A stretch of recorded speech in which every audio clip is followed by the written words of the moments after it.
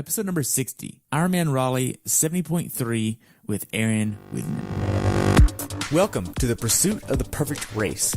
I'm Coach Terry Wilson, and with each episode, I bring stories of athletes to you that share their experiences at races in order for you to learn how to have your perfect race. We will hear stories from athletes of all ages, abilities, and races of all distances. So regardless of where you fit in, there's something in there for you. Thanks for spending some time with me today. Now let the pursuit begin.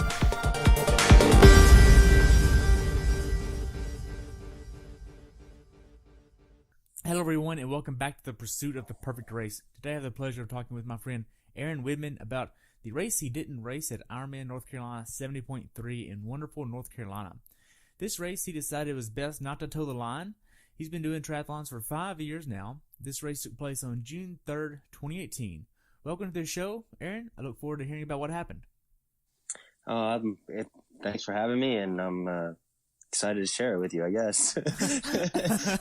Awesome. I know a lot of people don't really want to share, what happened to the people that don't start the race, because every situation is a little bit different. I mean, you've been doing this for 5 years now. It's not like it was your first rodeo, but what made you want to do this race? I did Raleigh last year, and I ended up with a really poor race, actually. I had a strained calf that didn't allow me to run at all, so I walked the whole half, and I kind of wanted redemption on this race. And I think this race has got my number. Okay. It's 2 years in a row. Wow. So how's your training going into this race? I went through a pretty good training session. I have a good coach. Actually, I felt great all the way up till Tuesday before the race during my taper, and I thought it was just a little cold coming on, and it just got worse and worse throughout the week. So I'm really bummed. Yeah. Not so much the money, but we were looking for a PR, and definitely, you go into every race wanting to win. So it was tough. It was tough not starting, but I definitely think I made the right decision. I don't think I would have finished had I started. Okay. Who's your coach? I have a coach, Mike Jotantis. He's a coach with Barrios Coaching out of Louisville, Kentucky. Okay. Are you there in Louisville as well? No, I'm in Raleigh. I met him when I lived in Louisville, and he did a lot of swim coaching with me, and I brought him on for all three.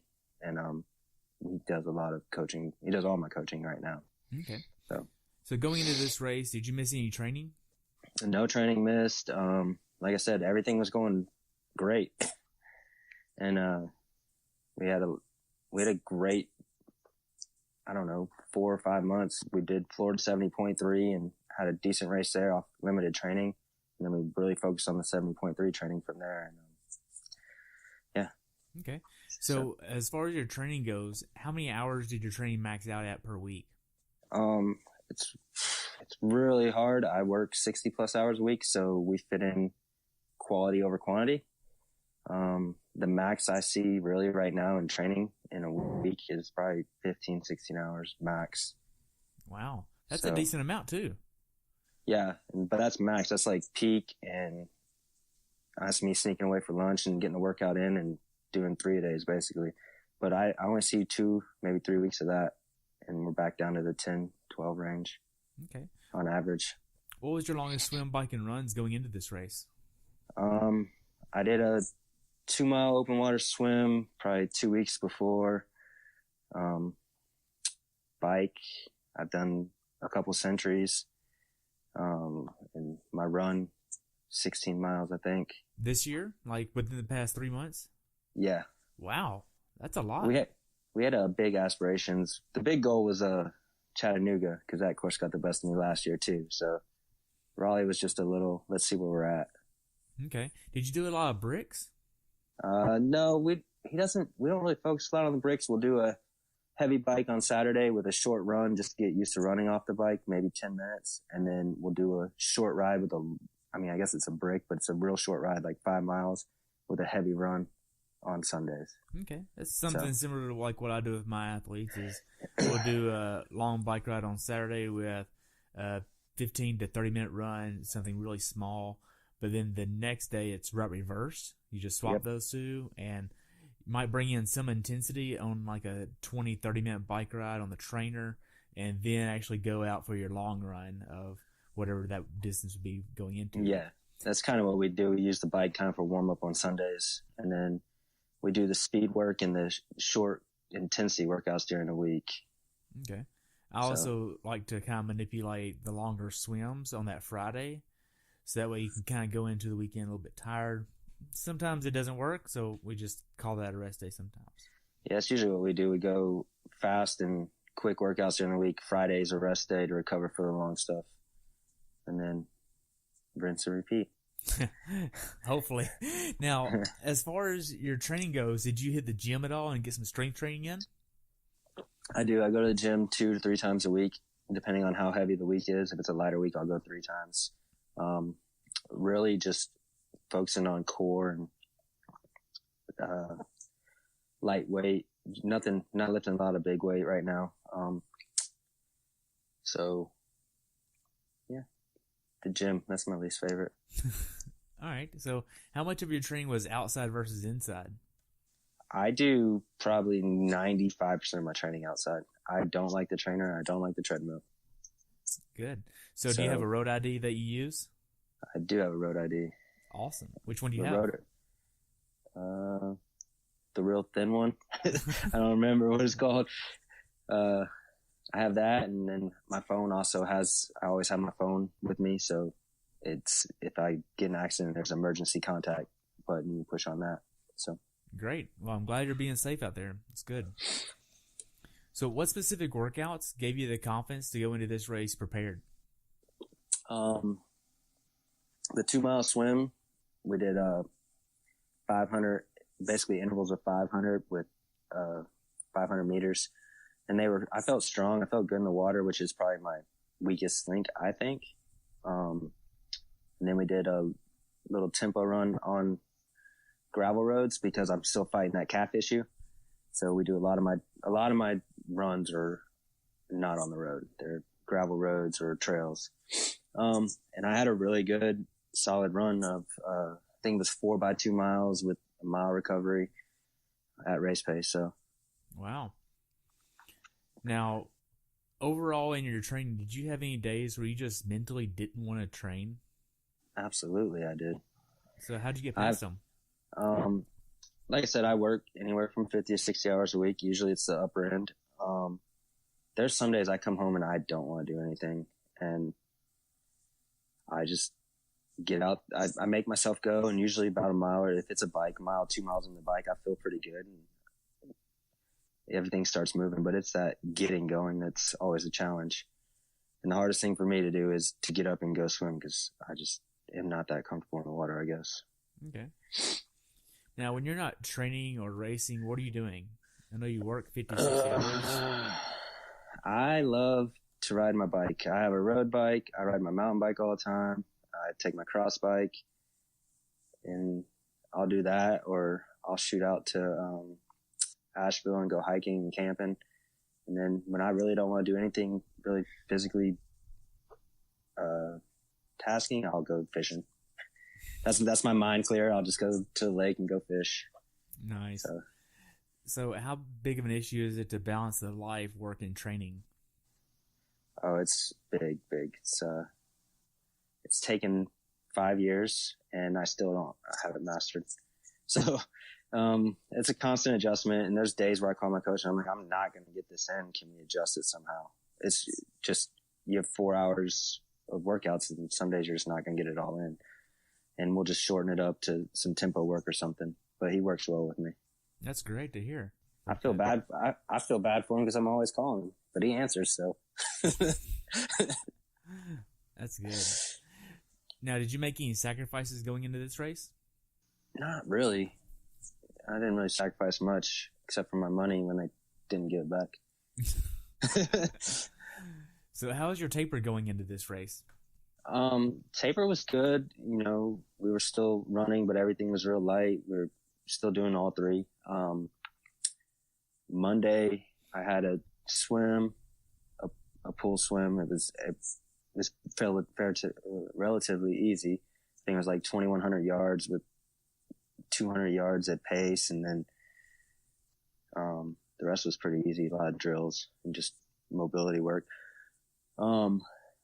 got out of the pool and I was like, man, I feel really tired for how easy that workout was. And then Tuesday I felt like I was starting to get sick. So I started taking like my vitamins and vitamin C and trying to church up the immune system, and it just didn't work, man. Okay. So by Wednesday and Thursday, you were starting to feel even worse? Yeah, it was getting worse as the week progressed. Thursday was pretty bad. And then Friday, I went to packet pickup, and I was like, man, I really don't know if I'm going to be able to do this. So I picked up my packet anyway, came home and just tried to get as much rest as I could. So the taper went from a taper week to not do anything and just try to recover. Saturday morning, I felt the worst. So I went to the emergency room because it was just getting worse. And they said, oh, it's just a viral infection. You'll be fine. You just got to wait it out. So came back home, rested for a little while, went to bike check-in, rode my bike a little bit just to make sure everything worked, to make sure I could ride my bike. And then I dropped it off. I didn't think I was going to race, but I was, in case some miracle happened, and Sunday I woke up feeling great. My bike was there and I could race. So okay, so when did you actually decide to say this isn't going to happen? I gave it all the way to the last minute. I went to, so this is a point-to-point bike. So I went and dropped off my run stuff. And as I was dropping off my run stuff, that's when I was like, I can't do this. I couldn't breathe walking around. It was humid and I couldn't breathe. So I got to ride over to the swim start and actually pulled my bike out of transition while everybody was warming up around me. Pretty rough. Man, I'm surprised they even let you get your bike out. When I walked in, I handed the ref my timing chip and I was like, I'm not going to race. Can I take my bike out? And he said, because it's a point to point, they didn't want to leave any bikes there. And he said, absolutely, you can take it out. So they just escorted me out and make sure I had my bike. Okay. I mean, that had to be kind of upsetting, you know? It was very disappointing. And I mean, losing the money is terrible, but the time and the effort that went into like the preparation and all that is really what bums you out. And I was feeling pretty good. If I wasn't feeling good, like I was mentally ready to race, but my body just was not having it. What was the hardest part for you? Walking my bike out of transition while everybody was getting in their wetsuits and stuff. I stuck around. I actually watched the pro men come out of the water, and I came back home and rested for a little bit. And then I went down to the finish and I watched some people finish, watched some of the teammates race, and then came back home and slept. Man. Now, did you prepare like you were going to race up until the morning of? I did everything like I would for a race. Okay. I ate like I would. I got up, I had my oatmeal and my banana and everything I would normally do for race day. Okay. So what does your pre-race meal look like? My pre-race meal, I usually just have a regular plain oatmeal with peanut butter and honey and some mixture of like almonds and different nuts in there, walnuts. And that's usually what I eat. I don't eat a big meal. I can't eat a lot on race day. I'm one of those people that just gets, I don't know, my appetite shuts down. So I try to eat as much as my body will let me. And that's about all I can get down. Okay. So you got up, did you put your kit on and everything?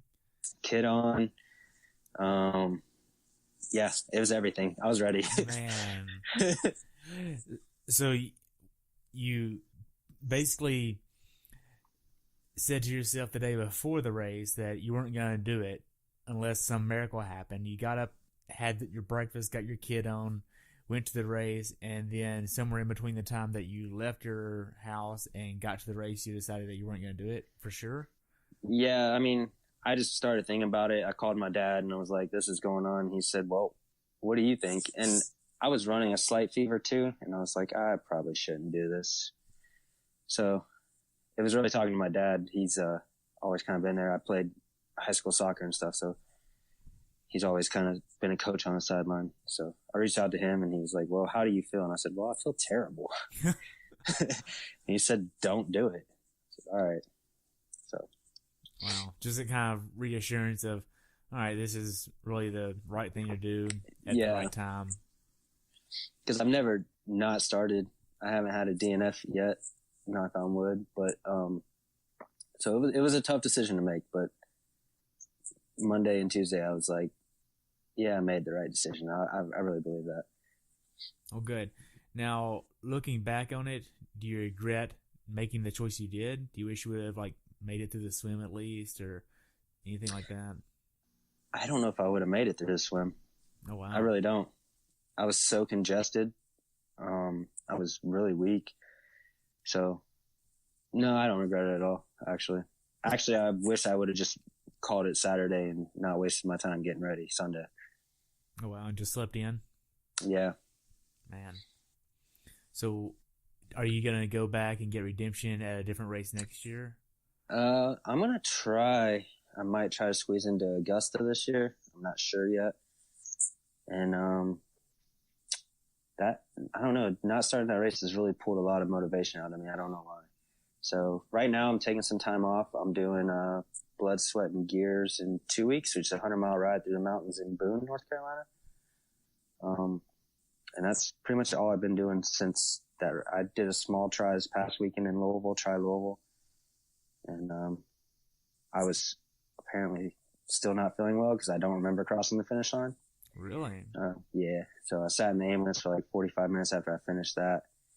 Just, I guess, dehydrated and overheated. And, so yeah, that just kind of reiterates I probably wouldn't have made it through a half if I barely made it through an Olympic. Right. Yeah. So. Wow. I mean, this is the last year of Raleigh as well. So it's kind of like, man, I'm not ever going to get that course again. Right. And this course was different than last year anyway, so it is what it is. I don't know. Maybe a full still in the books. I got time to think about it. I might do Chattanooga or Louisville. Who knows? Louisville is 19 weeks and some change away, and Chattanooga is 15, 16. Something like that. There's time. Yeah. I got a decent base. I'd say. Wow. So what's something that you learned from this experience that you'd like to pass on to someone that hasn't been through this? Honestly, if you're feeling sick and you're questioning it, you should probably just go with your gut. If you don't think, I'm a very competitive person. That's what took me so long to make my decision is I wanted everything in the world to race. I put in the work. I wanted to see what I could do. And I regret not calling it sooner. Man. Because there's a lot of, all the build up to the race, you put a lot of stress on yourself, getting everything where it needs to be, packet pickup, making sure you're eating right. There's a lot that goes along with it. And if I would have just called it Friday when I probably should have, I could have just saved myself the trouble and laid here on the couch. But. Wow. Well, I wish we had more to talk about. But I do want to ask you the obvious question of what's your definition of a perfect race?